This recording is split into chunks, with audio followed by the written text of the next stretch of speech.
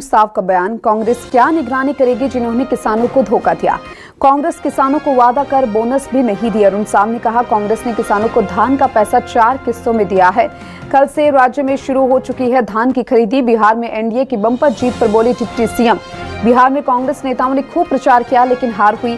छत्तीसगढ़ कांग्रेस के नकारे नेता बिहार गए थे। अरुण साव ने कहा, आखिर नकारे नेताओं पर भरोसा कैसे होगा। कांग्रेस की विश्वसनीयता खत्म हो गई है। धान खरीदी पर कांग्रेस की निगरानी समिति पर अरुण साव का बयान। विष्णुदेव साय जी के नेतृत्व में राज्य की सरकार ने धान खरीदी की पुख्ता व्यवस्था की है। 15 नवंबर से सुचारू रूप से धान की खरीदी प्रारंभ हो गई है और पहले दिन ही 20,000 क्विंटल धान की खरीदी अलग अलग सोसाइटियों में हुई है।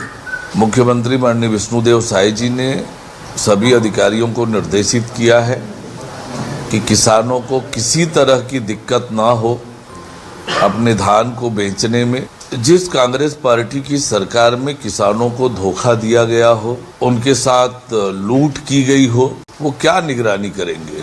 2 साल का पुराना बोनस देने का वादा किया था, नहीं दिया। 5 साल सरकार रही। धान के पैसे 4 किस्तों में देते थे, चौथे किस्त में कटौती करके किसानों के पैसे को खाने का काम किया। देखिए, आज कांग्रेस पार्टी की विश्वसनीयता पूरी तरह से समाप्त हो गई है और जो कांग्रेस के नेता छत्तीसगढ़ की जनता से नकारे गए हों, बार बार नकारे गए हों, विधानसभा चुनाव में, लोकसभा चुनाव में, रायपुर दक्षिण के चुनाव में, नगरीय निकाय के चुनाव में, पंचायत चुनाव में, वहाँ दूसरे राज्य की जनता उन पर कैसे भरोसा करेगी।